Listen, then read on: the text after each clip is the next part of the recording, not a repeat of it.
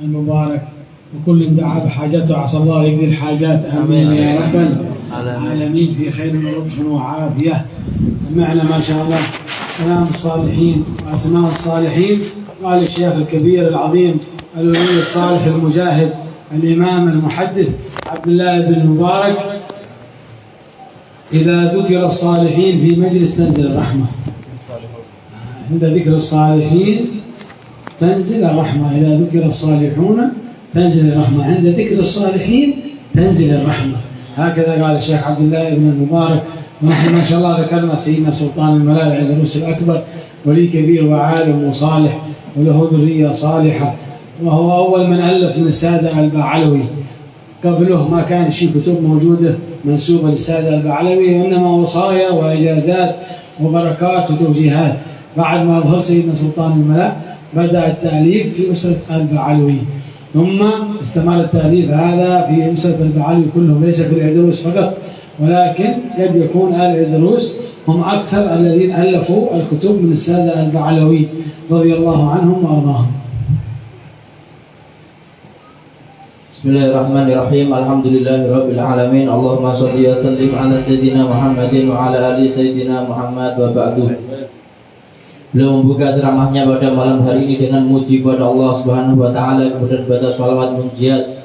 Dengan salat ini, ya Allah, semoga Engkau menyelamatkan kami semuanya dari berbagai macam yang menyakitkan dan menakutkan. Dan dengan shalawat ini, ya Allah, semoga Engkau mengabulkan hajat-hajat kami semuanya. Dan dengan salat ini, ya Allah, semoga Engkau membersihkan kami semua dari kotoran-kotoran yang ada. Dan dengan salat ini, ya Allah, semoga Engkau mengangkat derajat kami di derajat yang tertinggi di sisi Allah Subhanahu wa taala. Dan semoga dengan salat ini, ya Allah, Engkau memberikan kepada kami, menyampaikan kepada kami sampai kepada puncak kebaikan di dalam dunia dan nanti setelah wafatnya kami semuanya, amin ya rabbal alamin. Lalu beliau mengatakan bahwasanya alhamdulillah kita berada di majelis yang diberkahi, yang dimuliakan Allah ini, yang tadi kita mendengarkan di dalam majelis ini disebutkan sejarah hidupnya Rasulullah SAW dalam bentuk kitab maulid. Kita juga membaca Al-Quran, kita mendengarkan Al-Quran, dan juga di dalamnya kita mendengarkan manaqib dari mereka orang-orang soleh dibacakan di dalam majelis ini. Ini adalah majelis kemuliaan. Semoga dengan hadir kita dalam majelis yang seperti ini, semoga hajat, kebutuhan, keperluan, keinginan kita semuanya dikabulkan oleh Allah Subhanahu wa taala dengan keadaan sebaik mungkin, sebaik-baiknya, dalam keadaan lembut, halus dari sisi Allah Subhanahu wa taala. Kemudian beliau mengatakan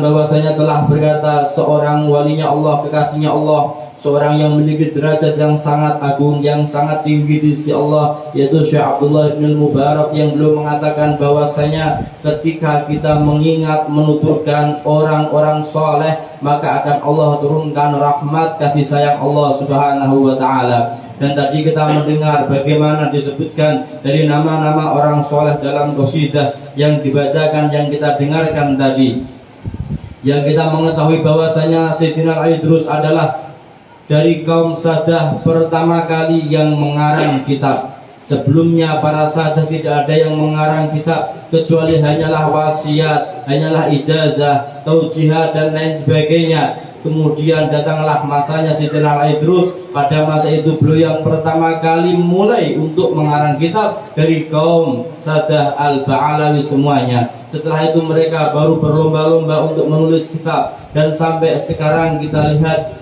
karangan terbanyak dimiliki oleh Imam Al-Idrus.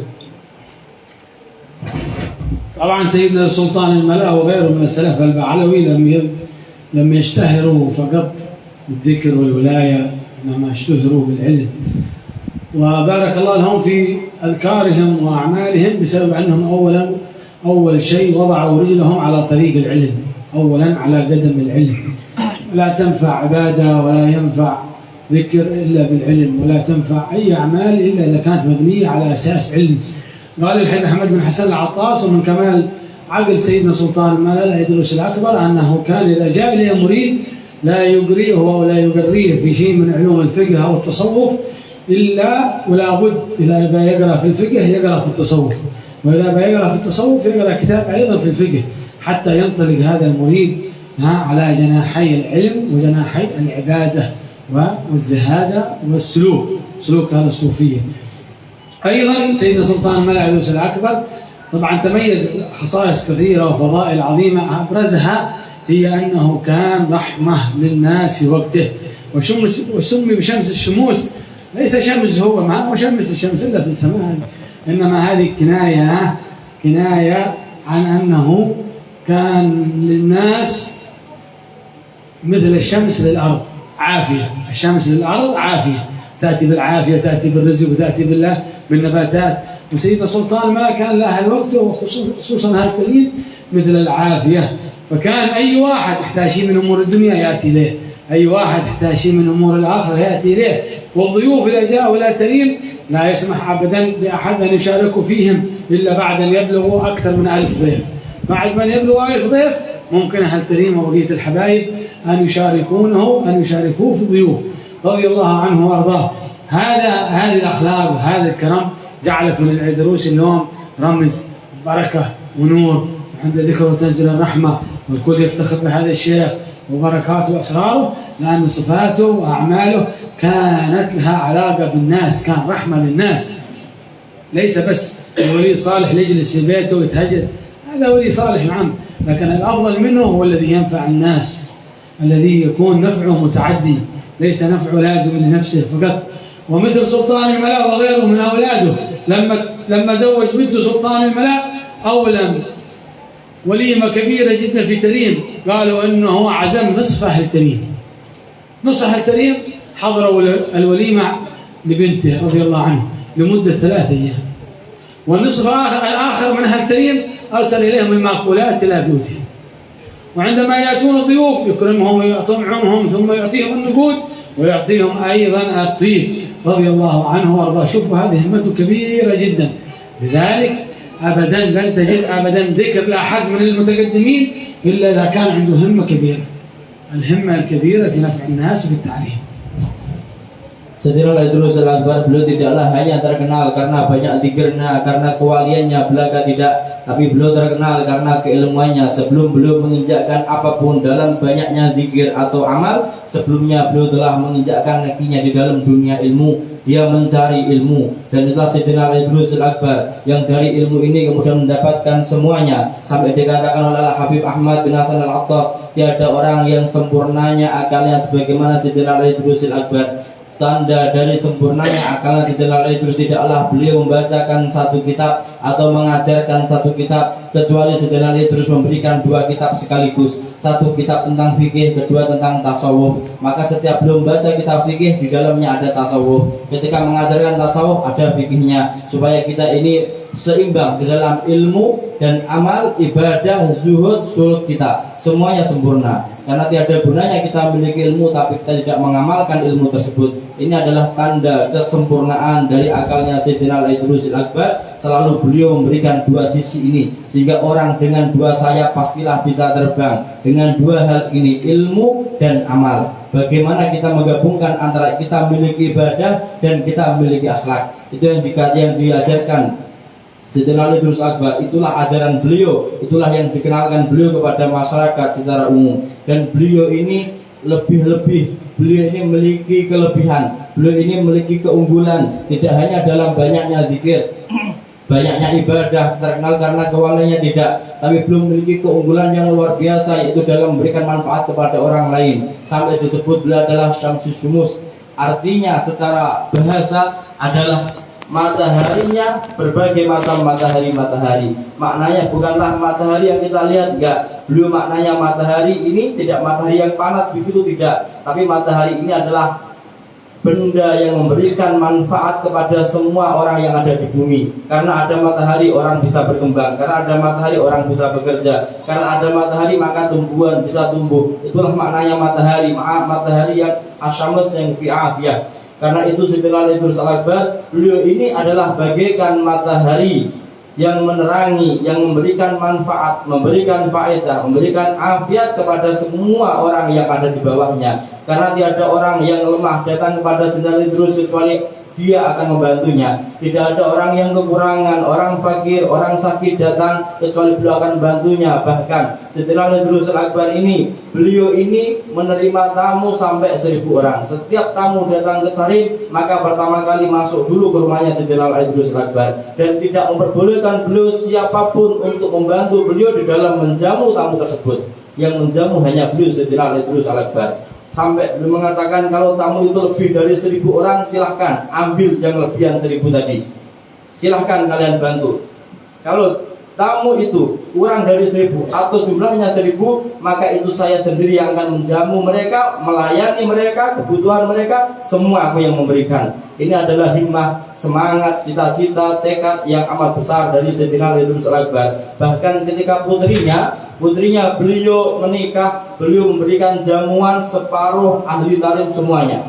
Satu kota diparuh, separuhnya ini semuanya diundang Sayyidina Idrus Al-Akbar untuk makan besar, resepsi atas pernikahan putrinya. Lalu bagaimana nasib separuh yang lainnya? Separuh yang lainnya makanan itu diantar kepada mereka semuanya. Bahkan mereka yang datang pada Sayyidina Idrus Al-Akbar tidak hanya mendapatkan makanan, ketika beliau memberikan makanan, membagi makanan, dan beliau juga membagi uang kepada anak kecil pun dikasih, dan juga memberikan minyak per orang, dikasih minyak wangi, dikasih uang, dan dikasih makanan. Ini adalah semangat Sayyidina Idrus Al-Akbar. Itulah semangat yang dimiliki orang-orang dulu. Kalau kita tidak memiliki semangat seperti itu, kita tidak akan mengejar mereka orang-orang dulu. Dan kita bangga dengan orang-orang dulu yang seperti itu, yang pikirannya fokus untuk memberikan manfaat kepada orang lain, yang pikirannya selalu bagaimana cara memberikan kebaikan kepada orang lain. Dan inilah amal yang bisa kita andalkan, yaitu kita memberikan kemanfaatan kepada orang lain.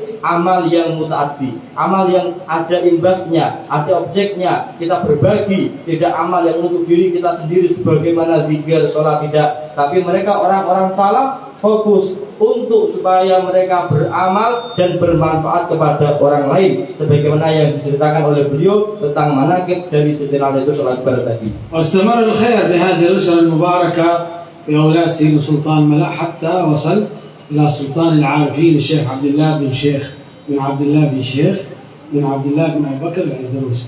هذا الرجل لا تتكرر مثله أبدا.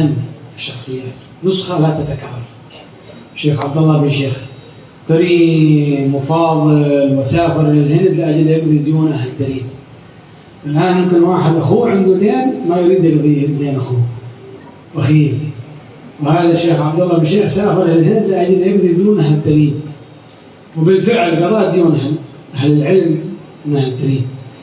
مرة من المرات جاء لي ضيوف في الليل، فبدأ الطباخ يطبخ، ذبح الأغنام الكامل هذا، والشيخ عبد الله مطمئن أن هذا الضيف ما ينام وهو شبعان، لأنه عندما يأتي لك ضيف لابد أن تكرمه. حتى تخلي ضيف يبيت جوعان لابد أن تكرم ضيفك. من كان يؤمن بالله واليوم الآخر فليكرم جاره فليكرم ضيفه، وهكذا، وكما قال عليه الصلاة والسلام. فعندما كان الطباخ في نصف الطبخة نفد الحطب، انتهى الحطب خلص، فبقي هذا الطباخ متحير منين الآن يجيب الحطب آخر الليل، لا توجد أسواق في تريم آخر الليل، ولا بد هذا الأكل أن يتم طبخه ويستوي. فذهب إلى الشيخ عبد الله وقال يا سيدي الحطب نفد علينا ولم نكمل بعد طبخة، والضيوف ينتظرون العشاء، وقالوا بس هذه المشكلة. قالوا بس هذه المشكلة. قالوا تعال معي، ونزل معه إلى مستودع خاص بالشيخ عبد الله، وفتح له المستودع وقالوا خذ من هذا المستودع هذا الحطب وأكمل به الطبخ. قال يا سيدي هذا ليس حطب، هذا قهر، هذا بخور. قالوا أكمل العشاء بالبخور. ضيف عبد الله بن شيخ لا ينام على جوع، وبالفعل أكمله العشاء بالبخور. شوفوا كرم هذا السيد وهمته. تريم كلها تلك الليلة كلها شمت البخور كده. عنه كثير رضي الله عنه وأرضاه. هذه أخوان الصفات إذا هي موجود الآن في السادة البعلوي أو في أهل البلاد أو في الناس أو في الأغنياء سيكون الوضع أحسن مما هو عليه الآن. لم تجد فقير، لم تجد مسكين، سترى الناس كلهم ما شاء الله متساويين والكل فرحان، والسرقات سوف تنقص والمشاكل سوف تنقص والقتل سوف يذهب والجريمة سوف تختفي. ولكن للأسف الناس الآن يحتاجون إلى من يذكرهم بهذه الأمور. Kemuliaan dan kedermawanan yang beliau selalu mengingat dan memperhatikan banyak orang, Sayyidina Idrus Al-Akbar, itu terus berkesinambungan turun-temurun di keturunannya dan keturunannya dan keturunannya sampai kepada keturunan yang bernama Syekh Abdullah bin Syekh bin Abdullah bin Syekh bin Abdullah bin Abi Bakar bin Abdurrahman Al-Idrus Al-Ausat, yang beliau ini adalah orang yang tiada tandingannya zaman dulu dan zaman sekarang. Yang kemuliaan ada pada diri beliau, terkumpul pada diri beliau tiga hal. Beliau adalah orang yang memiliki ilmu, memiliki derajat yang tinggi dan memiliki kekayaan. Jarang ada orang alim memiliki tiga sifat sekaligus seperti ini. Dan akhlak beliau, perilaku beliau tidak ada tandingannya pada zaman orang dulu dan orang yang pada zaman orang sekarang, orang sebelumnya dan orang setelahnya. Beliau ini ketika melihat ahli tarikh semuanya mendapatkan ujian kefakiran, kekurangan, dan mereka banyak yang memiliki hutang. Apa yang beliau lakukan? Beliau berpikir, kemudian beliau hijrah menuju ke India untuk mencari sesuatu membayarkan hutang mereka. Bayangkan, beliau berpikir hutangnya orang lain, hutangnya penduduk Tarim. Kita lihat orang sekarang, saudaranya punya hutang, dia lari kayak tidak tahu, apalagi menolong. Tapi Sayyidina Abdullah bin Syekh Al-Ausat ini, beliau membayarkan hutangnya mereka ahli Tarim supaya mereka tidak dalam kesusahan. Datang ke India untuk membayarkan, melunaskan utang mereka ahli Tarim, dan itu benar-benar dilakukan. Dan beliau pulang dari India menuju ke Tarim, dan benar semua hutang ahli Tarim terbayarkan. Ini adalah jeripayah Sayyidina Abdullah bin Syekh Al-Ausat. Siapa orang yang memiliki kedermawanan seperti beliau? Dan beliau suka menjamu tamu di Tarim. Beliau ini adalah seorang rajanya orang yang memiliki ilmu ma'rifat. Beliau adalah orang yang hatinya disucikan oleh Allah, suka menjamu tamu, memberikan jamuan, layanan kepada tamu. Sampai tengah malam pun ketika datang tamu, beliau akan menjamu dengan bahagia, sukacita. Pada satu waktu malam hari ketika waktunya orang nyenyak dalam tidurnya, segerombolan tamu datang kepada beliau dan beliau mempersilahkan. Dan beliau mengatakan pada khadimnya, silahkan, kalian harus masak seenak mungkin, ambil daging, masak yang enak, dan nanti hidangkan kepada tamu-tamuku. Jangan sampai mereka tidur dalam keadaan kelaparan. Dan dilakukan oleh khadim semuanya. Mereka masak, dan Sayyidina Abdullah bin Syekh dalam keadaan nikmatnya, karena merasa khadim akan memasak yang sangat enak, beliau enak-enakan. Sudah semua dilakukan oleh khadim. Tapi ketika khadim sedang memasak daging, di tengah-tengah masaknya tersebut, tiba-tiba apinya ini padam, dan dilihat di gudang kayu bakarnya habis. Dan mereka bingung, kalau kita ke pasar, pasar belum buka. Kalau kita ke toko-toko malam hari semuanya tutup. Dari mana kita akan dapatkan kayu bakar? Kemudian beliau mengetuk pintunya Syekh Abdullah. Ya Syekh Abdullah, kita punya permasalahan. Ada apa? Ini kayunya habis dan dagingnya belum matang. Bagaimana solusinya wahai Syekh? Kita nggak punya solusi. Kata beliau, semuanya ada solusinya dan semuanya mudah. Kalian jangan pikir pusing hal yang semacam itu. Atau kita biarkan ya Syekh, mereka tidur, besok kita lanjutkan masaknya. Jangan sampai tamunya Abdullah bin Syekh tidur dalam keadaan kelaparan. Ayo ikut saya. Khadimnya ditarik tangannya dan diajak masuk ke salah satu gudang beliau yang khusus. Kemudian dibukakan gudang tersebut. Kamu lihat ini kayu atau tidak? Ya Syekh, ini kayu, tapi ini kayu gaharu, mahal. Ini kayu gaharu ya Syekh. Tidak ada bedanya bagi Abdullah bin Syekh, gaharu ataupun tidak. Ini kayu bisa untuk masak atau tidak? Bisa. Masak pakai kayu gaharu. satu gudang diambil untuk masak daging tersebut sampai daging itu matang. Dan kalian tahu satu kota Tarim semuanya pada malam hari itu mencium harumnya bau garu. Bau garu ini menyebar ke seluruh kota Tarim karena beliau kedermawanannya yang seperti itu, dan itu terkenal dan itu menjadi terkenang oleh mereka. Beliau pernah masak untuk tamunya dengan menggunakan kayu gaharu. Siapa kita dapati orang alim, orang soleh yang seperti ini? Seandainya ada satu orang saja ada di tengah-tengah kita, di negeri kita, atau pada masa ini memiliki kedermawanan seperti itu, maka ekonomi kita tidaklah separah ini. Ada satu orang atau orang kaya, orang dermawan, pejabat atau siapapun memiliki hal tersebut, akhlak tersebut, maka semuanya akan selesai. Pencurian akan berkurang, kemudian penganiayaan akan berkurang. Semuanya ini akan menjadi lebih baik karena orang semuanya tercukupi. Tidak ada permasalahan sama sekali, tidak ada pembunuhan dan lain sebagainya. Semuanya tidak ada. Kalau ada orang yang selalu memikirkan bagaimana caranya supaya orang itu kenyang, bagaimana caranya orang yang susah akan bahagia. Kalau ada satu orang seperti ini, maka semuanya selesai. Itulah akhlak daripada Syekh Abdullah bin Syekh Al-Idrus Al-Awsat. ربي نفعنا ببركتهم واهدنا الحسنى بحرمتهم وامتنا في طريقتهم ومعافاتهم من الفتن. الحمد لله. بارك الله في جميع الحاضرين والحاضرات وتقبل الله منا منكم ورضي الله عنا وعنكم. اللهم فرج على اخواننا المسلمين في فلسطين. اللهم فرج على اخواننا المسلمين في فلسطين. اللهم دمر اليهود الملاعين. اللهم شتت شملهم وفرج جمعهم برحمتك يا ارحم الراحمين. اصلح شؤون المسلمين اجمعين. اللهم فرج على امه محمد واصلح امه محمد واغفر امه محمد يا رب العالمين. وصلى الله وسلم على سيدنا مولانا محمد وعلى اله وصحبه وسلم. الحمد لله رب العالمين.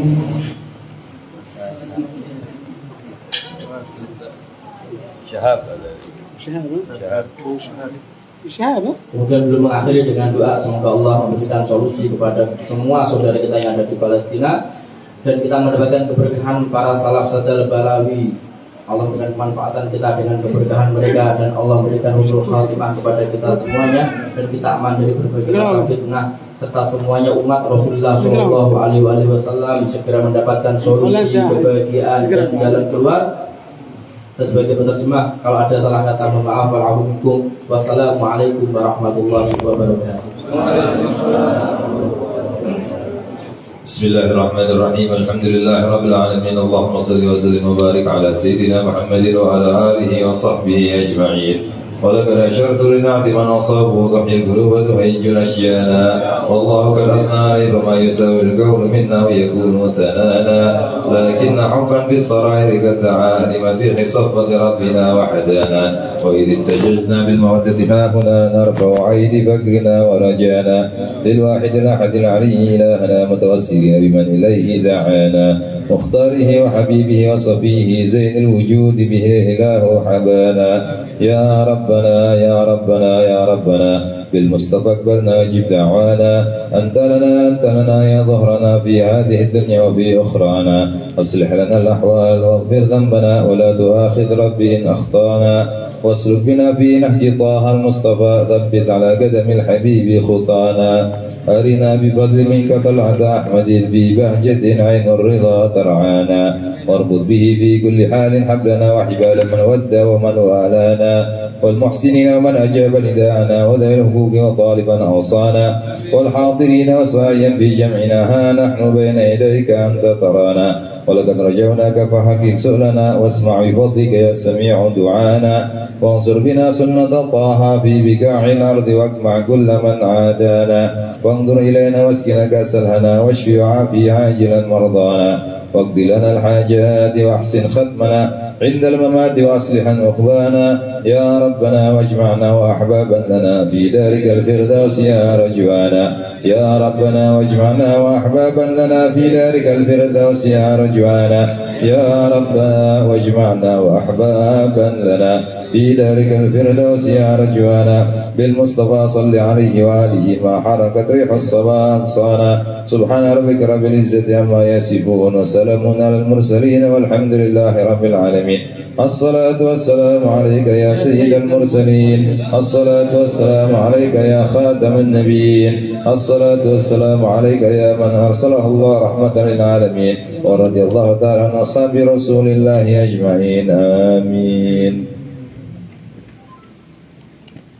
الفاتحة.